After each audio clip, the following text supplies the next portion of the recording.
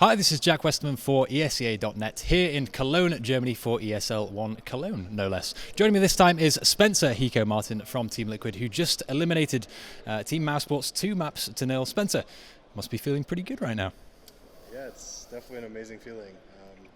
I've had a little bit of time to let my nerves go off, and we're back again, and we're back in legend status. So that was, if nothing else happened this entire month-long boot camp with s1mple and everything happening, this is our one goal. So Remain a legend. Exactly. Okay. We made it, and now we just have to see how far we can go.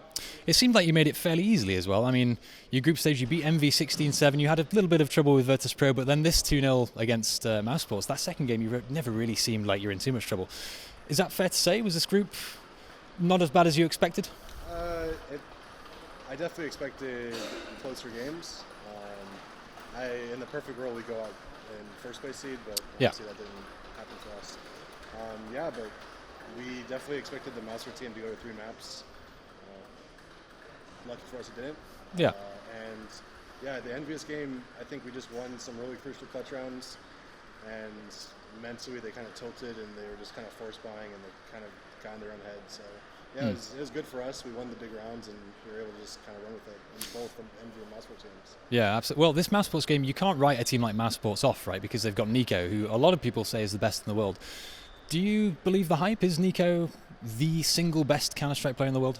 He's definitely up there. Yeah. It's anytime you see him, just in the game we just played, like, he is a phenomenal player. He will always outshoot you if it's a battle for the most part.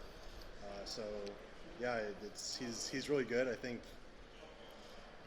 think his team needs to kind of step up around him though if he's going to beat top teams on a consistent basis. It's really hard for one guy to kind of carry the team, and fortunately for him, Chris J's been stepping up pretty big in the last couple months. So I see good things for their future, and we just showed up hot a little bit. Yeah, well, hopefully they do have good things. They were pretty upset after that defeat, I know. Okay, let's talk about this tournament as a whole, because this is a major. You're back here again, as you mentioned, as a legend. Now, this major, you were featured. It was your turn to have the player profile. You had the whole documentary made about your family. I must ask, the golf shot, right, where you take the long putt, rather. Yes. How many takes did that take? First take, every time. Dude, you can be honest. Okay, maybe 2 takes. 2 takes at the most. Was that quite nice to do though? Like have your be featured that way in that spotlight? Something like that's never kind of happened for me before. I'm pretty old, and I'm actually surprised that I haven't seen something like that happen more often. So having a whole film crew come out, film my family, film my sister, film like the area I live, film my room, it's amazing. And I can only hope that more things like that are happening in the future. How did your family like all of that? Your mum and your sister, I don't think, was your dad in it as well? He was. Yeah, okay. Did they deal with it okay? Yeah, they loved it. Yeah? They're my #1 fans for sure, so they loved every second of it. My mom took it super seriously. My dad was like super into it. They've been texting me the entire week like, when is the video going to be played? We're watching your games, but we really want to see the video. So that's what they cared about. Okay, so they've probably just seen it for the first time. Yeah. Like this yesterday maybe, or today? It was today. Okay, wow. Have you got any reaction yet? I saw my mom and my dad both message me to call them. Okay. So I think they liked it. But I don't know. I haven't had Probably more the fact that you won, right? No, exactly. All right, well, let's talk a little bit more about you as a player. I've just got one question on this. So you did have the player spotlight.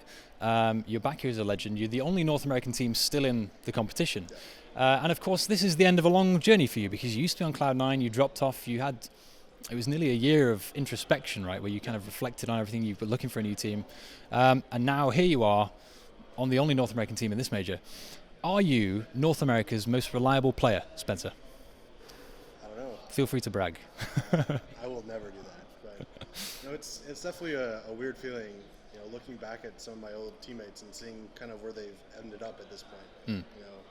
I definitely expect Echo Fox to be a team up and coming. I definitely, even Cloud9, like, they have the talent to be able to be really good. Yeah.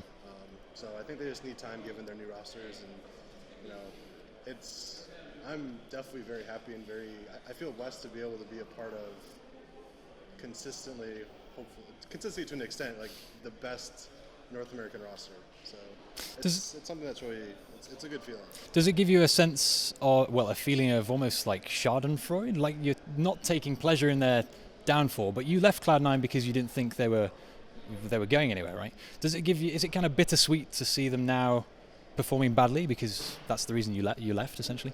I wouldn't say that. No?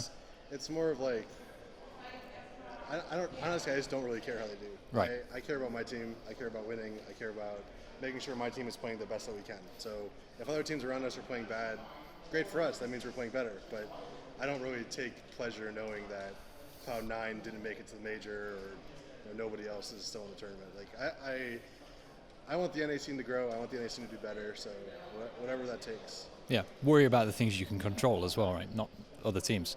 Now, it's curious you mentioned this, so that you are here a legend again, back-to-back. Well, you weren't a legend last time, you became a legend, right? So top 8 2 times in a row. But you've had a great deal of roster instability. I think it's fair to say you went through, Adren, Kusta, Fugly, now s1mple's kind of on the way out. This is his last tournament with the team, right? How have you managed to keep up this consistent level of play with so many roster changes? I think I credit that most to the core of our team, me, Elige, and Nitro. We work very well together. We get along as people, and it always helps to have a player like s1mple, somebody really explosive, where if they're hitting their shots, you're going to do really well. And now that we have JDM, like, we have a very strong operator, a very consistent operator, somebody that's going to hit his shots, that's going to know how to play, know how to where to go on a map. So yeah, I mean, our roster changes have always been to try to better the team, and sure, we might have made some mistakes and maybe some pickups that came too early, but I think in general, I'm happy with where our roster is now. Okay. Well, I mean, for the time being, it's not very long, right? So s1mple is leaving the team after this event, and you're going with Pimp instead. Is it? I mean, how do you feel about s1mple leaving? I spoke to Adren in ESL Pro League back in London, and he didn't have many nice things to say about s1mple. There's all these reports. There's a lot of conflict in the team. I know you've spoken about some of this before, so I'm sorry to retread old ground. But when all's said and done, when this event is finished and s1mple has left the team, can you honestly look back and say that he was a positive influence? Personality-wise and team atmosphere-wise, I don't know if I can. It's even just the past month has been so rough between just conflicts and people just not getting along, and people yelling at each other, right? People tilting because of it. So, I think in general his skill outweighs his attitude, and I don't think he's always bad. Like, there's definitely some times when he can be a little hard to deal with, but if he showed up and he's hitting his shots, then that kind of outweighs everything else. So yeah, I think s1mple will always kind of have a spot in my heart, so to say. Okay, right. And he'll always kind of be like my younger brother, and that's kind of how I treat him right now. Yeah, it seemed like you guys took a shine to each other when you subbed in for what was that, Flipside back in, that must have been a year and a half ago. Just compatible personalities? I'm just somebody who doesn't really tilt. I don't really care what people say. If somebody is raging right next to me, it doesn't affect me. So back then and now, like, there are definitely times when he rages, and I just don't let it affect me.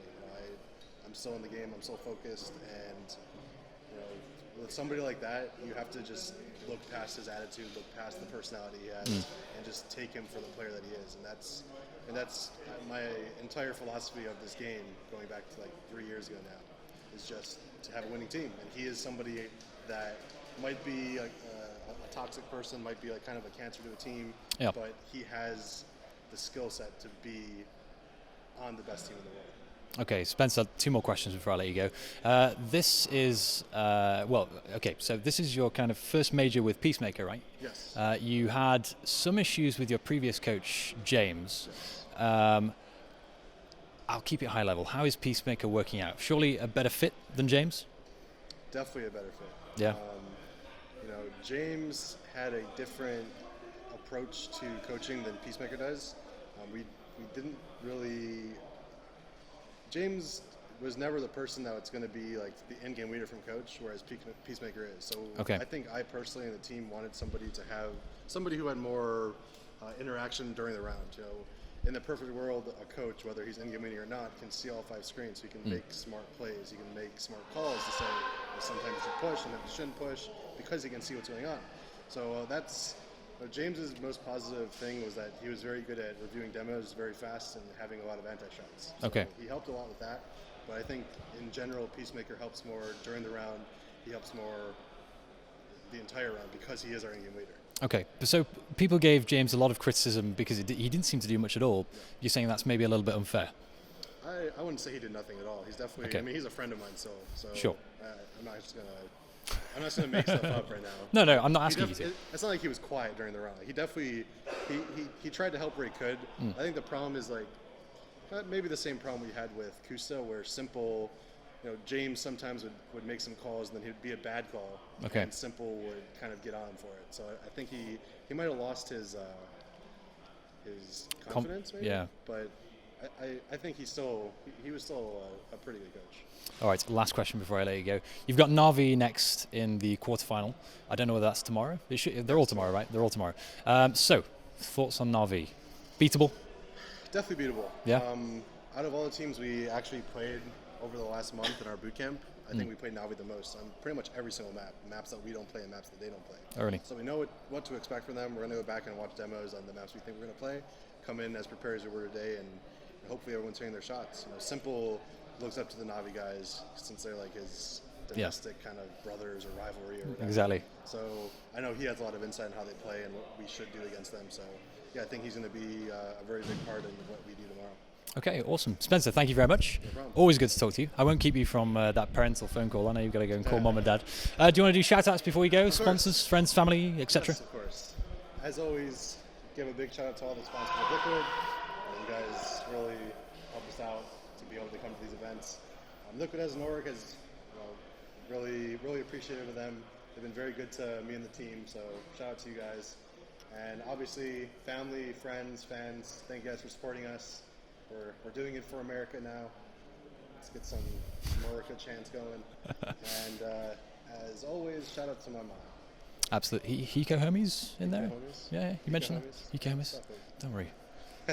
I've got you back. Okay, guys, Spencer, congratulations again. Best of luck tomorrow against Navi. And for everyone at esea.net, stay tuned for more coverage here in Cologne.